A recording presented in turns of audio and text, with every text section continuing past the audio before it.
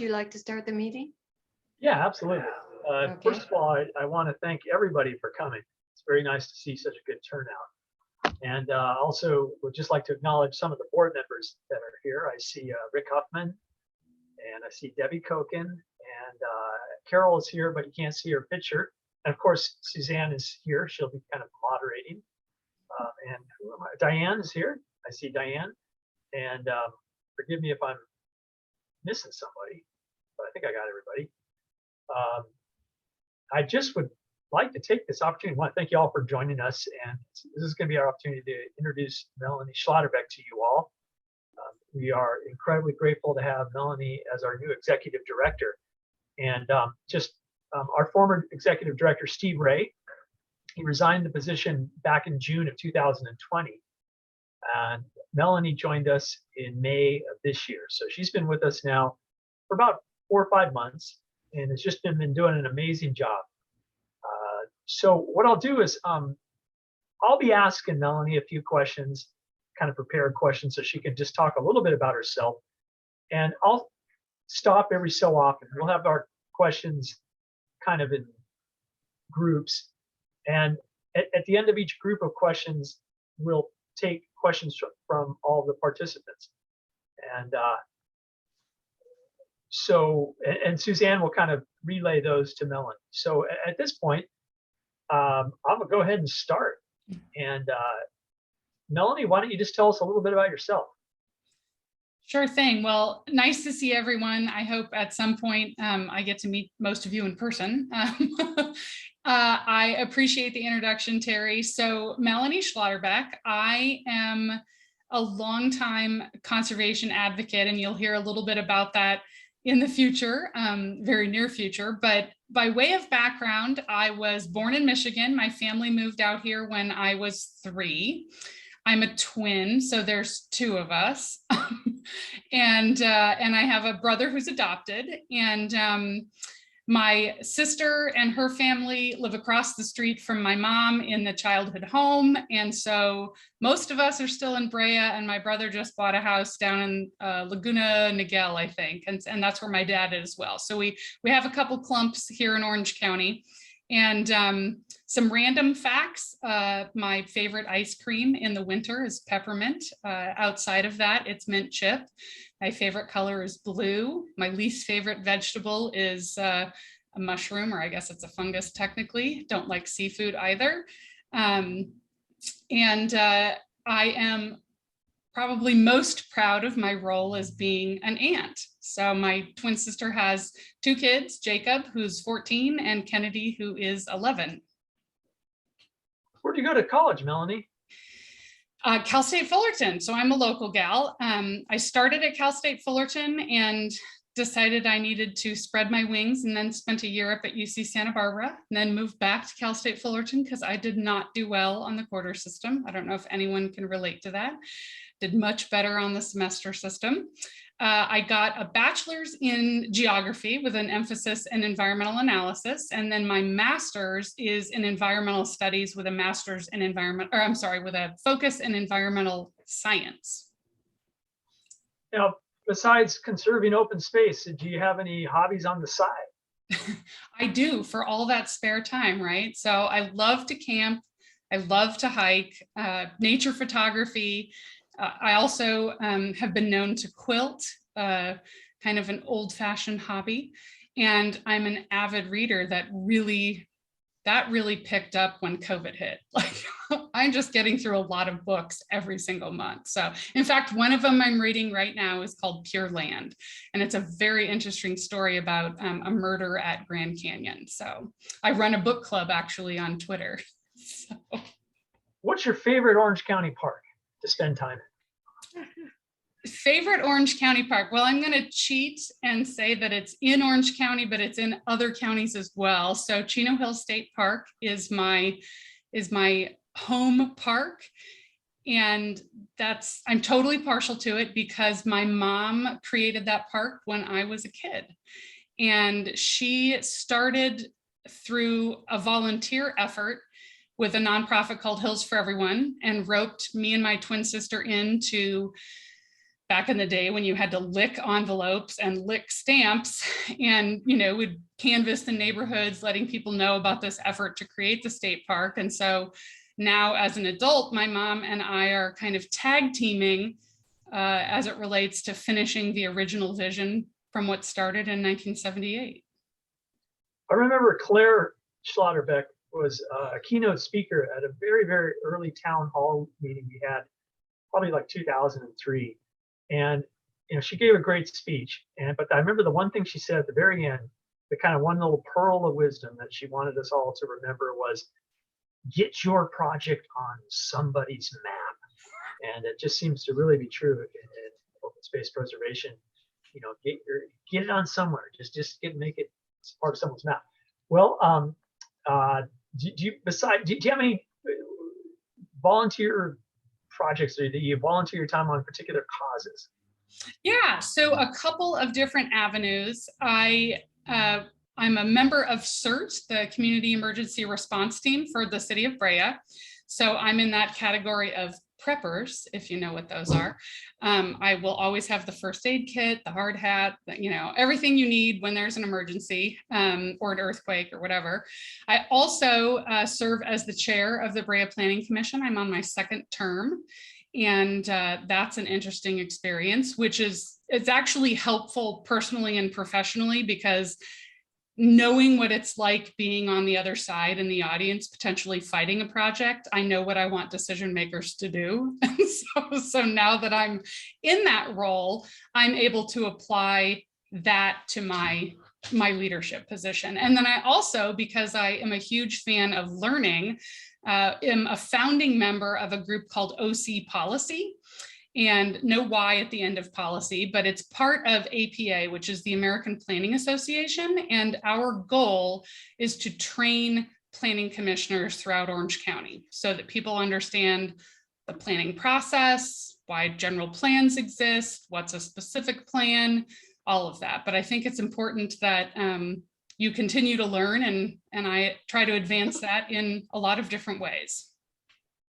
Well, we're going to stop right here on the kind of personal thing about Melanie. And I know a lot of you have some great questions and you want to get to the meat of the matter, ask what's going on specifically with Banning Ranch at this time.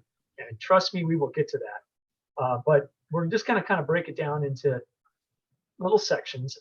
And so I would, at this point, if there's any other questions that kind of pertain to Melanie as a person, maybe Suzanne, you could forward them. And I also want to tell everybody who can't stay with us the whole hour is that this is being recorded, so it will be available at some future point somewhere. But at this point, do we have any questions, Suzanne, for questions about Melanie as a person? Yeah, we don't yet, but we may well by the end of this program, and then we can in Q&A, and then we can bring them up then. But if anybody wants to ask any questions, you need to do it through chat, and I'll get the questions and then I'll be able to ask them. Okay, well then maybe we'll continue. Right. Melanie, maybe talk about your kind of professional development and how you got into being one of the big time players in Orange County land conservation. What inspired you to take that first step? You suggested that you were born into the family of players. So. Yeah, I have been told that I have green blood. It's just in the DNA. Red blood cells are apparently also green. My mom is clearly the one that's instrumental in this career path. When you go through school, you don't think that being a conservation advocate is even a career possibility. But my thought has always been, if people can get paid to develop land, somebody can get paid to save it. So I took that and ran with it. And the other person is my grandpa, my mom's dad. He was an electrical engineer, but he did the most amazing projects all throughout the world, whether it was setting up electrical infrastructure in Brazil. He built the first washing machine for General Electric with the the agitator in the center of it. And it happened to be the same year that my mom was born. And here's another side story on the personal front. When she was born, they did a birth announcement that compared the washing machine to my mom, and things like how many loads a day and how much did it weigh, how big was it. I think that's hilarious because that's my sense of humor, but my mom did not think it was that funny growing up to be compared to a washing machine. So those two were instrumental in introducing me to possibilities and thinking outside the box. Well, I want to know is, how much land have you actually saved? You've been doing this for so many years. What can you tell us? What land have you saved? So great question. There's always the direct save versus the indirect save. And so I'm going to include both for you. Direct and indirect, it's about 65,000 acres in Southern California and about 340,000 acres statewide. So that is me being involved with organizations that did mitigation programs, that did conservation transactions, that set up districts to fund mitigation through developer fees. It's me being involved in the OC Parks Irvine Ranch land dedication and working with the Board of Supervisors on things that they needed to make sure they included in their management plans. And I actually started my career working with the Rivers and Mountains Conservancy, which is a local conservancy, and only did a short stint for about 3 months, but then managed to head over to the Trust for Public Land, where I did a lot of transactions on the western edge of the Cleveland National Forest in Silverado Canyon, Majeska Canyon, and then the Laguna Beach area. Do you have a formula?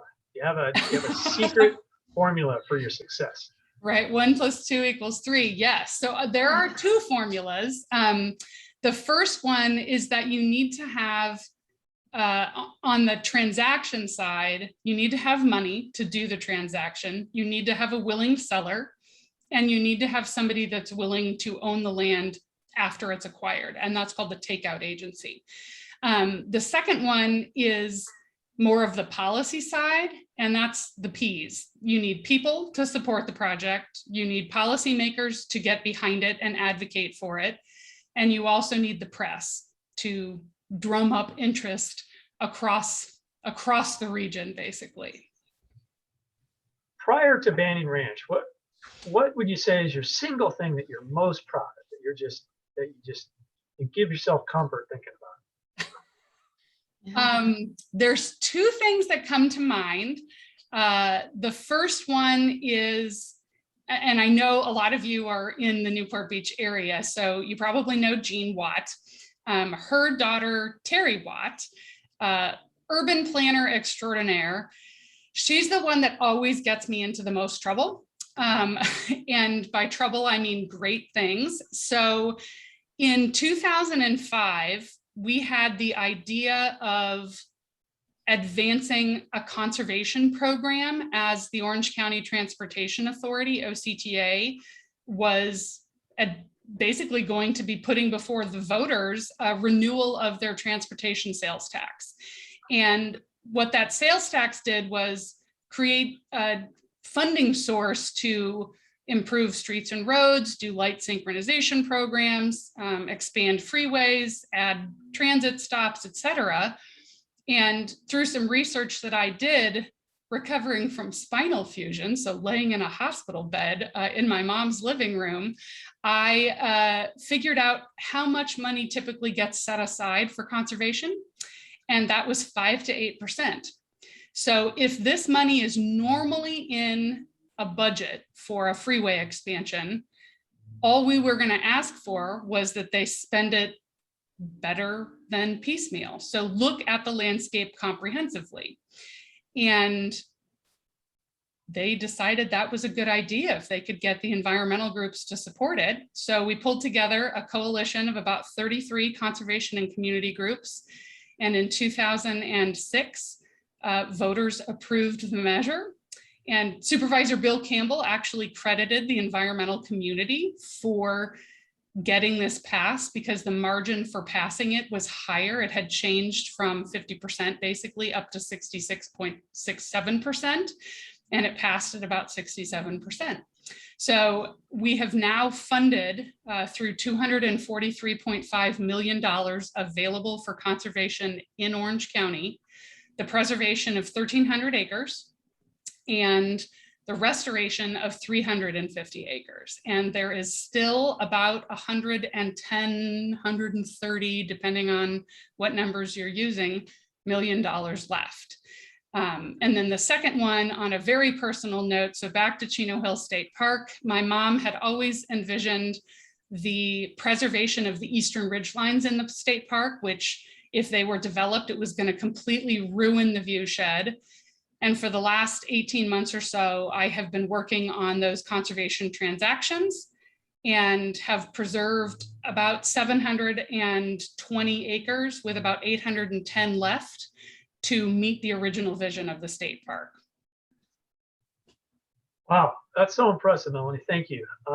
Before we move on to Banning Ranch, maybe we can entertain some questions that focus on Melanie's professional background. Anything out there? Yeah, I have one. Melanie, and I'm going to add my own question onto this because it's related. Do you have enough time to do Banning Ranch plus all your other involvements? And I'm just going to add to that. How do you organize yourself to do all of it? So I'm briefly. Yeah. So I did not mention that I also have a certification in meeting planning, which forces you to prioritize.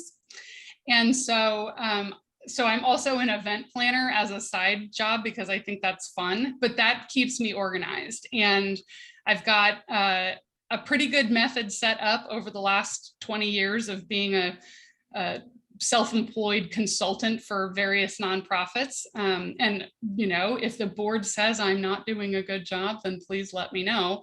But it's about prioritizing, timing, and making sure that the key things get done first. Great. Anything else, Suzanne? That's all we have for right now. We can move on. Well, let's move on. Let's talk about Banning Ranch.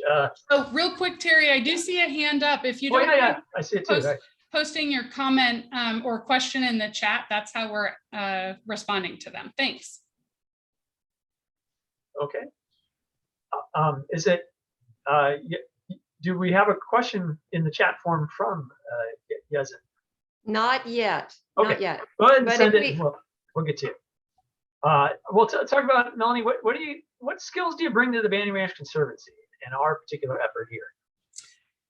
I'm going to say that relationships with agencies, whether it's you know, United States Fish and Wildlife Service, California Department of Fish and Game, or Fish and Wildlife, sorry, they changed their name. And it's like when somebody gets married and you just can't remember their new name. So I apologize. The Wildlife Conservation Board, knowing and having the relationships with those agencies is absolutely critical to being successful. And then also, because of my on the ground work with various coalitions, I know everybody and everybody knows me. And thanks to my mom having the last name Schlotterbeck, if you know Claire Schlotterbeck, you basically know Melanie Schlotterbeck. So the name recognition has gotten me a long way, and I will ride those coattails as long as I need to. Now, in the Banning Ranch Conservancy effort, what is the your main effort, your main focus? What are you focusing on doing? So clearly the key is getting the land acquired. And because of my relationship with the Trust for Public Land, my former employer, making sure that whatever bumps in the road need to be addressed are addressed. So that is absolutely critical to meeting the mission of the organization. And then there are a couple other kind of subcategories related to building the board, planning for what next after the land is secured. So it's basically a job of get it done and focus on what's next in the meantime. And I'll throw this out there as a comment for if you are a community activist, you always have to think 5 steps ahead, right? Because you know that the developer is thinking 5 steps ahead. And so that's what I'm trying to implement here as well. And is there any potential conflict or overlap with your many other projects? I am not going to say that there's direct conflicts, more relationships that have come to fruition and client work related to, so you talked about getting your project on a map. And the map I'm in charge of is the Green Vision map, which is run by Friends of Harbors, Beaches and Parks. And of course, the Banning Ranch property is on that map. And as a geographer, maps are absolutely critical to telling the story. And Friends of Harbors, Beaches and Parks supports this effort. Banning Ranch Conservancy is a member of the FHBP Green Vision Coalition. So there are overlaps, but they all support one another and build on the existing framework for conservation activities in Orange County and beyond. And are you personally involved in the actual real estate transaction for Banning Ranch? So the technical answer is no, I'm not involved in the nitty-gritty of negotiating, option extensions and things like that, or handling contracts.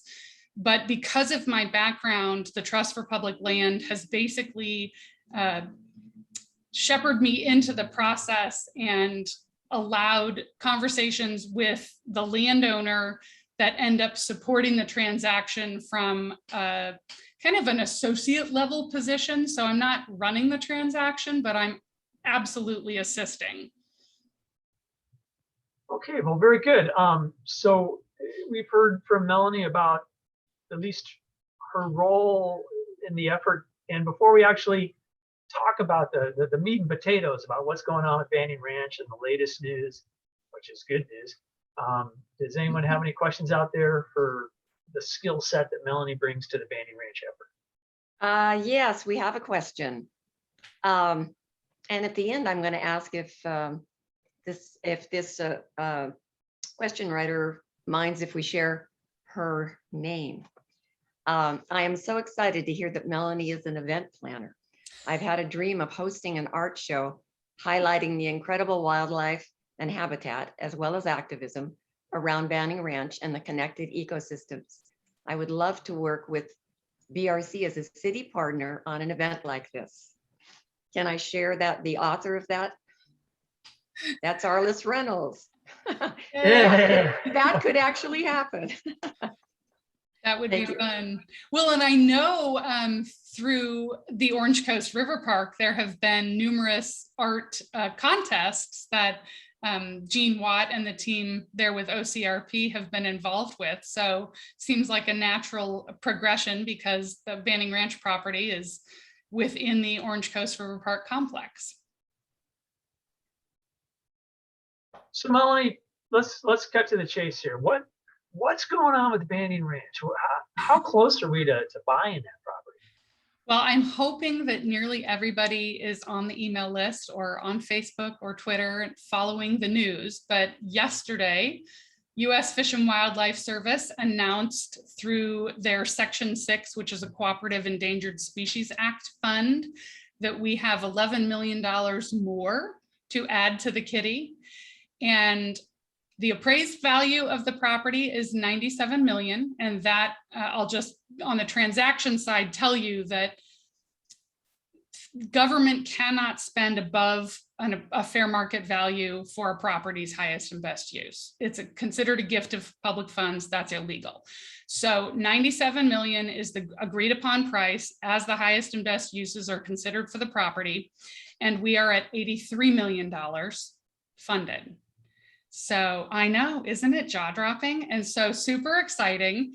But we're not done. So don't think that, everything's handled. At this point, we've got 14 million left. And one of the things that we're going to need to do in conjunction with the Trust for Public Land is make sure that we have stewardship money set up and ready to go in order to preserve the property from other issues, whether it's invasive plants or fire potentially. So there is more work to do, and we are having in, gosh, winter and spring of next year, the last 2 grants are considered. So hopefully we will know more in about 6 months.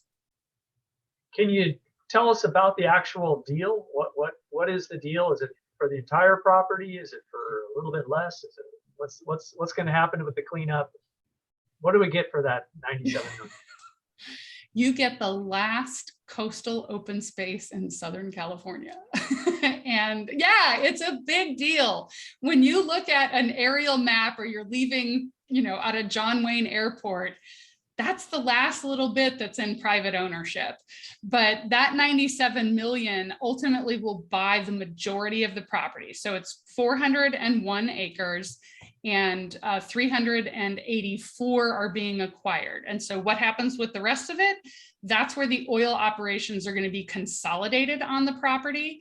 And we don't know what's going to happen in the future. I wish we did and we had a crystal ball, but it could be that those oil operations end in a certain time frame, 15 years or whatever, and those operators and the landowner decide that they want to sell. So we could eventually end up getting the full acreage, but right now the contract is for 384 acres.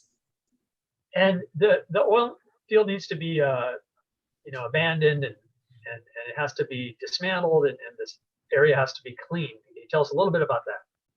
Absolutely. So oil well and pipe remediation is going to be key to this property. As part of the deal, the owner, Newport Banning Ranch, will be cleaning up the site. There are 2 levels of remediation that could occur depending on what happens on a property. You've got cleaning it up to a level that's safe for open space or cleaning it up to a level that's safe for housing.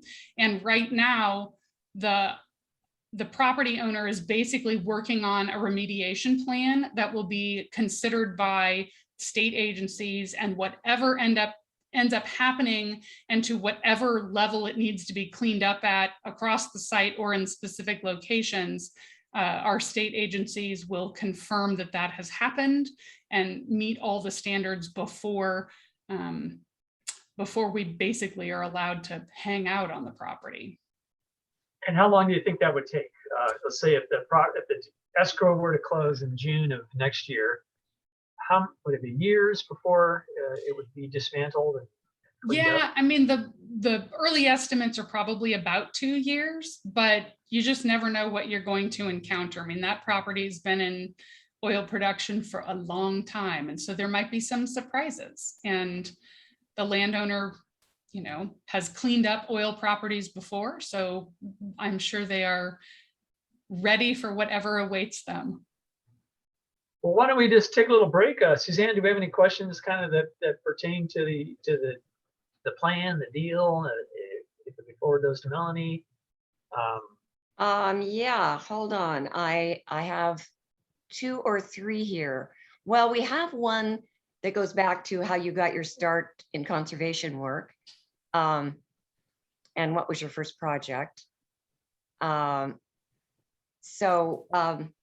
recording this program, and that has been answered already. We've discussed it, but we can make the chat available and the recording of the meeting available to anyone who would like it. I can answer the acquisition question. I don't think I answered that one. The first transaction that I saw from start to finish was 714 acres in Baker Canyon, which if you head out towards Silverado Canyon and you're on Santiago Canyon Road and you look towards the 91 freeway, so kind of north, a little bit northeast, there's a big cross on the top of the hill. That cross, if you can find it, which it's really easy to see, is the northwest corner of that property. So that was the first one I did for the Trust Republic land. There's another part to that question. I'm currently, not me, but the person who posed the question. I'm currently an undergraduate studying Earth system science, hoping to get involved in conservation restoration. So do you have any advice? That's My first bit of advice would be internships or other opportunities related to the field. So whether it's being an understudy to somebody doing it, UCI has an incredible program.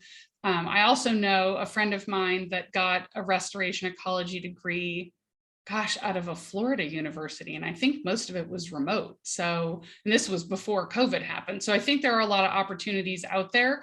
Internships are absolutely the way to go. There are a lot of stewardship programs and nonprofits that are doing restoration work locally. And so there are opportunities available. And did you have a mentor that propelled you into your work? And you've already answered what was your first project. So you have a mentor other than your mom. Well, it really just is my mom, and I hate to fall back on that, but but this isn't a career that you can look back at and go, yeah, you know, I'm a med student and it was my attending physician. No, there aren't a lot of people to look at and point to. So if I had to pick somebody outside of the family, it would probably be Jean Watt. So she has just been such an instrumental mover and shaker across Orange County, but also in Newport Beach. And at her ripe age in the mid-90s, she is still moving and shaking. Now we have a question that actually pertains to what you're going to talk about next. Let me make sure we don't.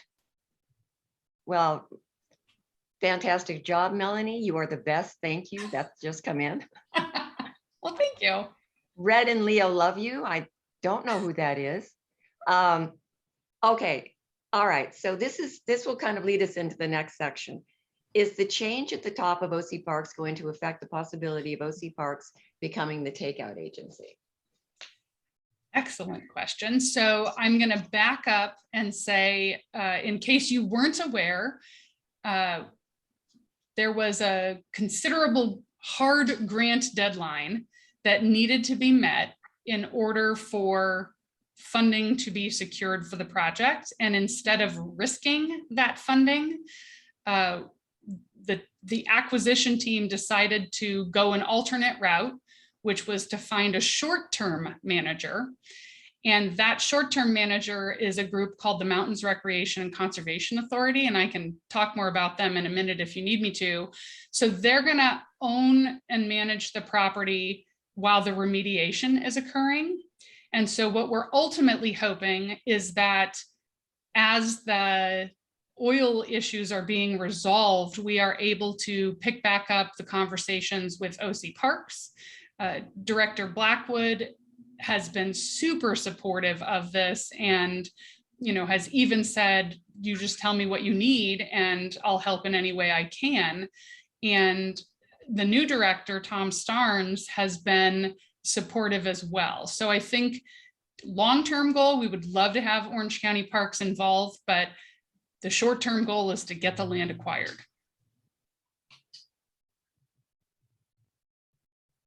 Okay, that's it for the questions right now. Yeah, so well, thanks, Melanie.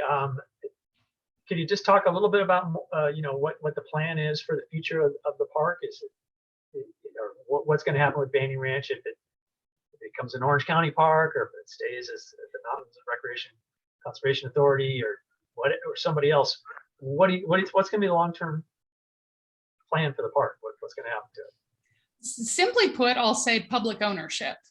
We want to make sure that the public has an opportunity to enjoy the property, that there are low-cost accommodations available, that there's an appropriate network of trails that's responsible and managed to the extent where threatened and endangered species on the plants, on the property, such as plants, and our San Diego fairy shrimp, very sensitive habitats, are protected from trampling, things like that. And we know that that can be an issue, that we love our parks to death.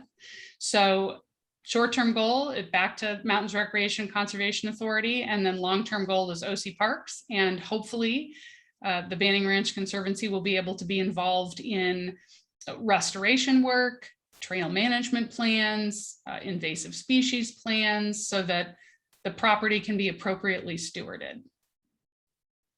Could you talk a little bit more about the fine details, the decisions? Is it going to, let's say that it becomes an Orange County park, you know, will a group of people, you know, in Santa Ana at the county headquarters be making all the decisions, or will it be more of a public process? Will there be an opportunity for community groups, West Coast to Mesa, Newport Beach to be involved, the tribes, you know, various nature enthusiasts and people that like parks? Where does the public come into that? So great question. I can't answer it officially because we're just not there yet. Again, goal is acquisition, but the reality is, from the Conservancy's perspective, we want a public process that involves as many people as possible providing input.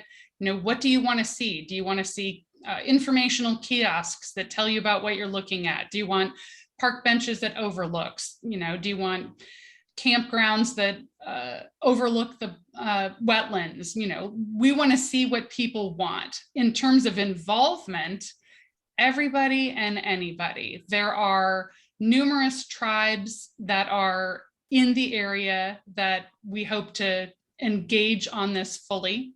There are numerous disadvantaged communities, socially and economically, and there are socially vulnerable communities as well. And the addition of this acreage to the Orange Coast River Park system will provide access and park opportunities to those that otherwise may not be able to participate. And it's important to get everyone included in that decision-making process. And I will also add, since it just popped into my head, that there are existing frameworks set up between nonprofits and the county park system that allow for, and I'll point to Laguna Canyon Foundation, that allow for wonderful partnerships on trail programs, restoration work, interpretive programs, et cetera. So I think if we're trying to model our work after something, it would be similar to that relationship. Excellent, thank you. Maybe some questions at this point. Suzanne, are there any out there?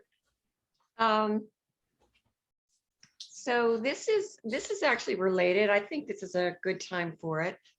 What is the plan? Although I'm not sure it's in any of our sections, but let's go with it anyway. What is the plan for the property at the end of 17th? I think Newport Mesa Unified School District owns it. I don't think I have an answer to that question. Terry, do you?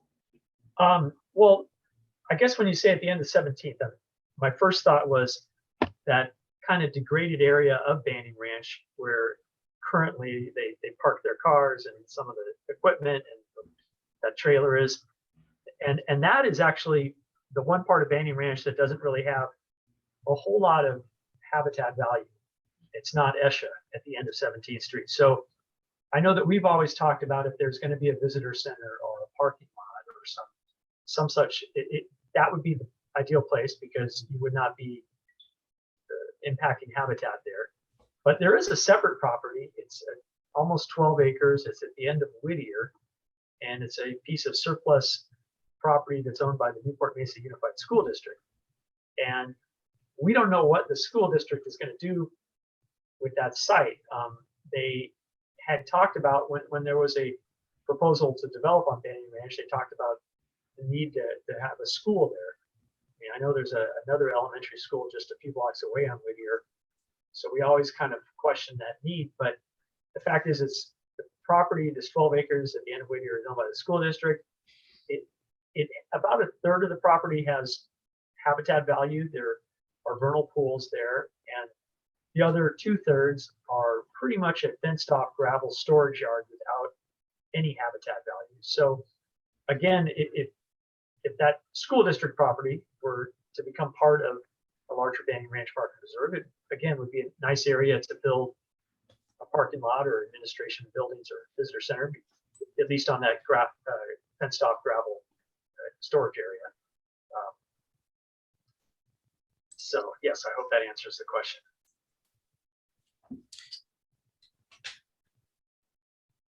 Any other questions, Suzanne, before I let Melanie talk about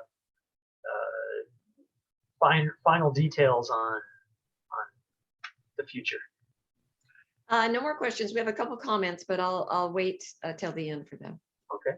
Yeah, Melanie, anything else you want to tell us? So when do you expect the real estate transaction to happen? What's an optimistic prediction?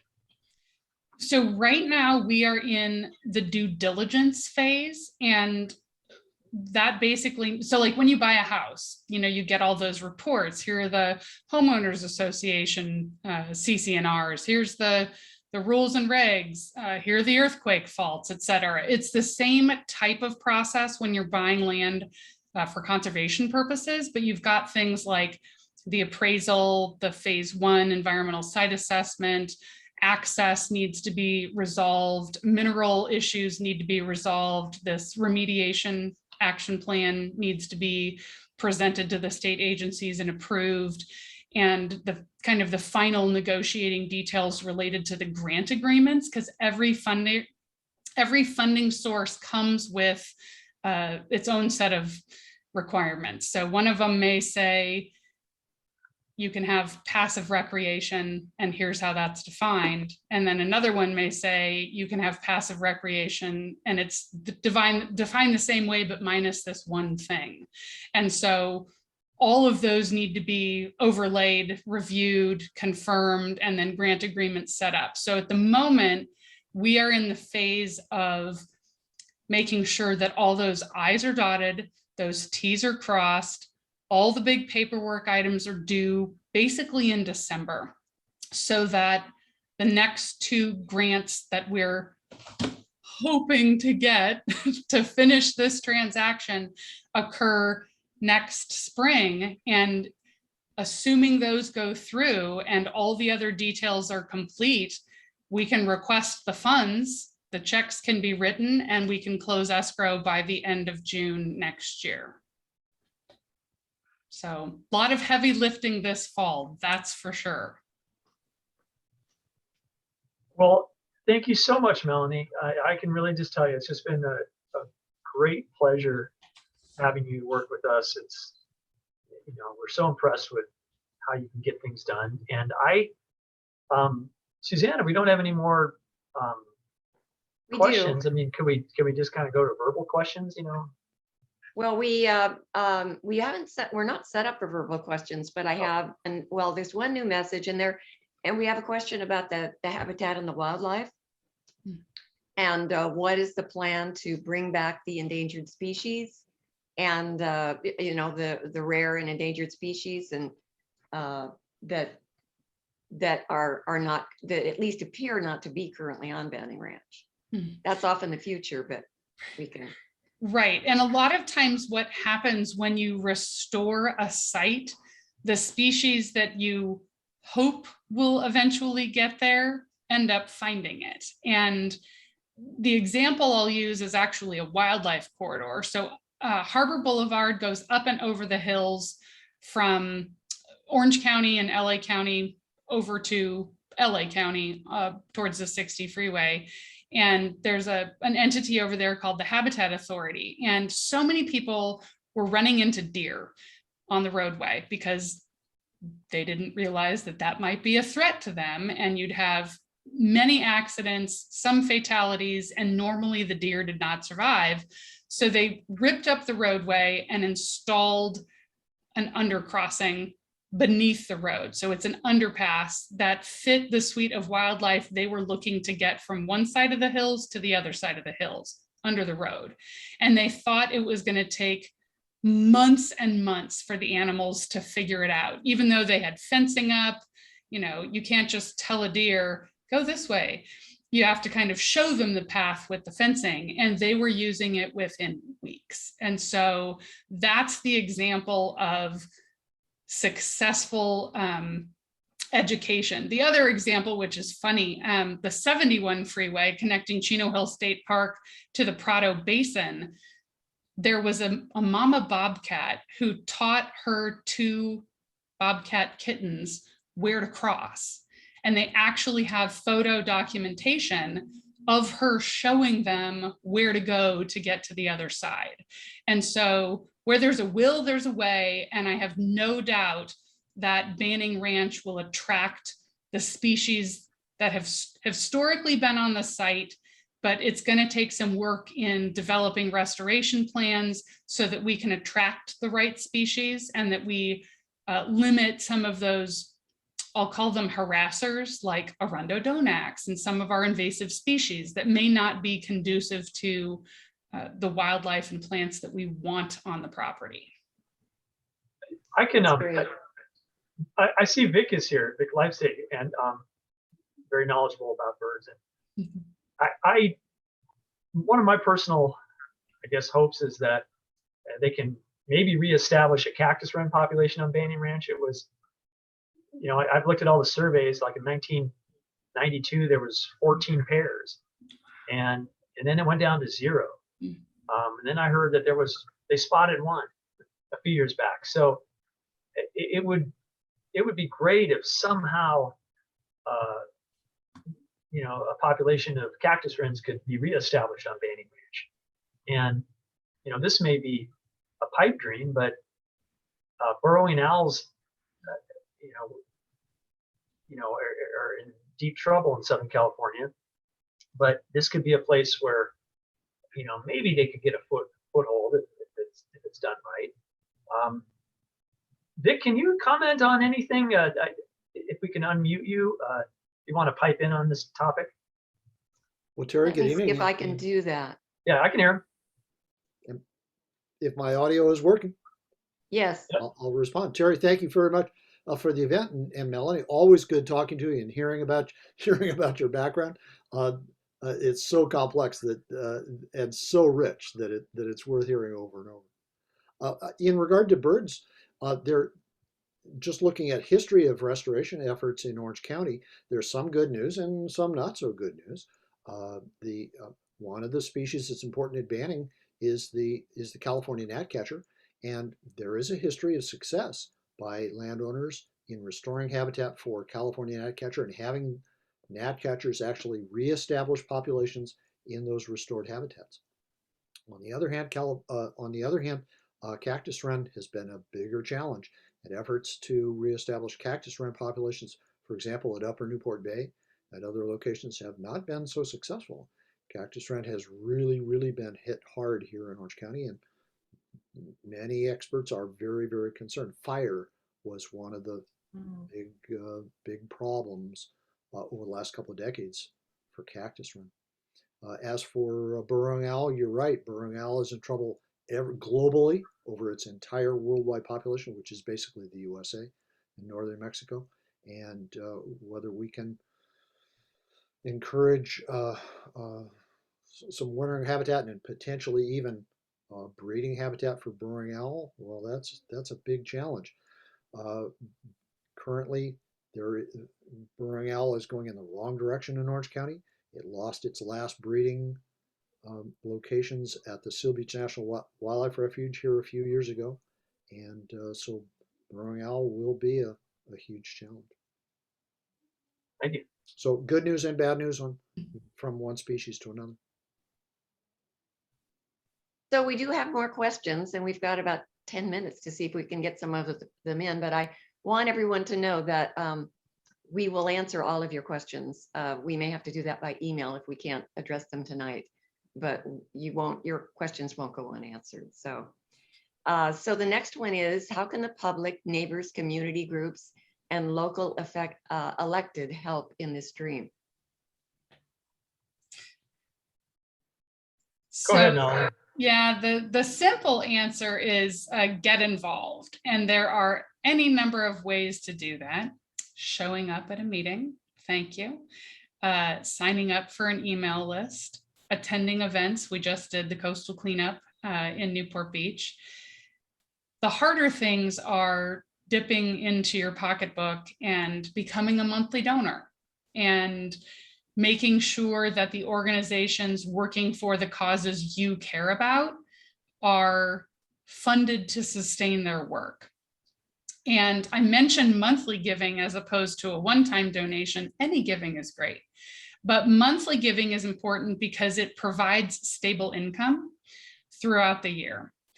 And there are also opportunities to join boards, join advisory committees, volunteer programs. As this project really gets legs under it and we wrap up the funding and the actual transaction, we're going to be launching some big programs related to the restoration work, probably some interpretive programs, and we're going to need help with that. And boots on the ground are always an important aspect. And I just would also say that, you know, as far as elected officials go, I think just keep spreading the word, and it will get to elected officials. And I see Arliss is here, and Arliss is, I know she got involved in the Banning Ranch effort and just caught fire and carried that passion. And then, she's an elected official now. She's on the Costa Mesa City Council. And Arliss, you're kind of just an example of if you keep promoting a cause, eventually the people that support the cause find their ways into have the levers of power. What can you tell us? Yeah, I wouldn't recommend my path for everyone.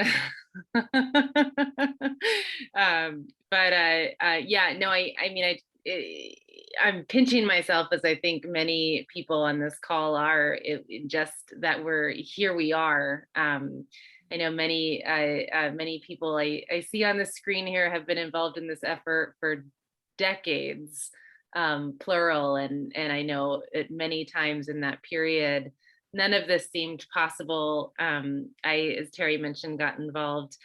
Terry, it was your speech at a coastal commission that inspired me several years ago to really get involved. And I had lots of conversations with people who said, "You're wasting your time. This isn't possible." And as I think Melanie's alluded to several times on this call, it's the work of Banning Ranch Conservancy and other advocates, and really the work of folks doing preservation work across the state. We pointed at many of those examples in trying to get people to do all of the things Melanie listed: show up at meetings, get involved, share the word, donate. And it's really unbelievable and incredible and so exciting that here we are. So I will continue to spread the word, and I'm eager to continue to hear how we can help as a community and volunteers, but also as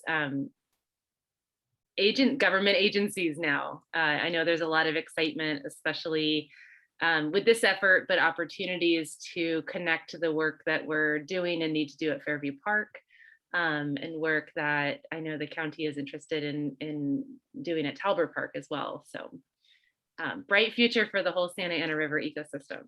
Thank you. Okay, I think we've got time for one more question, or we've got more than one, but let me throw this one up there. It's a good one. What kind of potential political obstacles to property acquisition are remaining? Is housing development still being considered? Yeah, so that's an interesting question.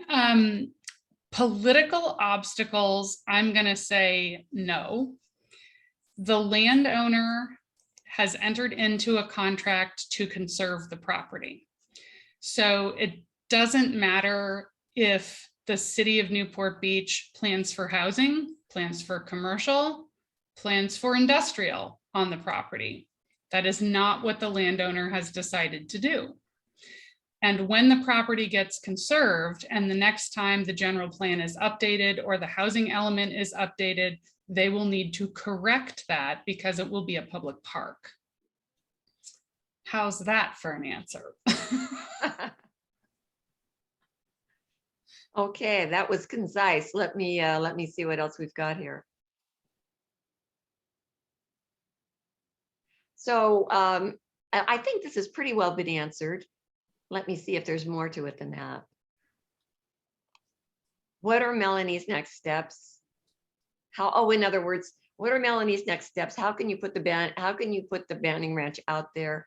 And and along with that, what will you and the Banning Ranch Conservancy do to make sure the land is protected? So if I forget to answer the first part, tell me, because I forgot to answer the elected officials part, my bad. But the second part is those grant agreements have specific language related to easements, deed restrictions, restrictive covenants that need to go on the land that will protect it in perpetuity.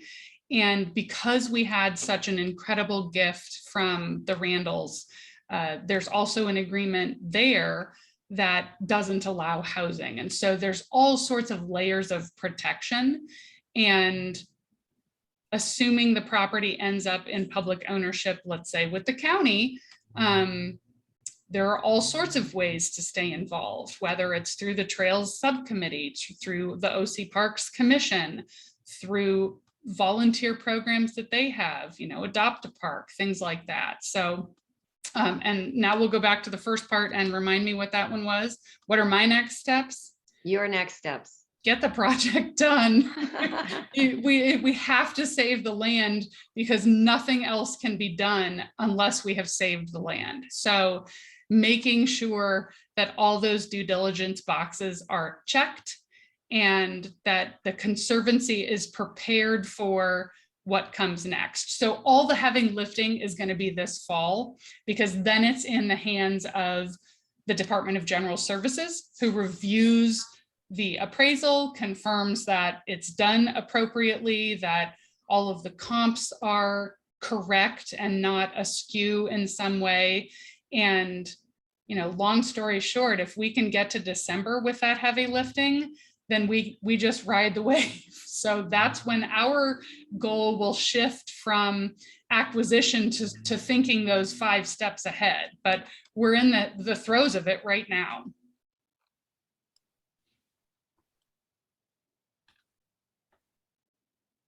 So there is a question here, and maybe you can interpret this. I'm not quite sure what it means. Do you know the likelihood that it will end up in public domain or GSS? Yeah, so that public ownership. So the short term, again, is still public ownership. The Mountains Recreation and Conservation Authority is a public agency. They are Joint Powers Authority. You can look them up online.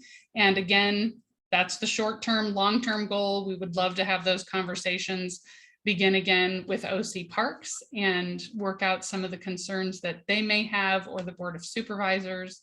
And if there's a role for the public to play in getting that advancing, then we will certainly let you know.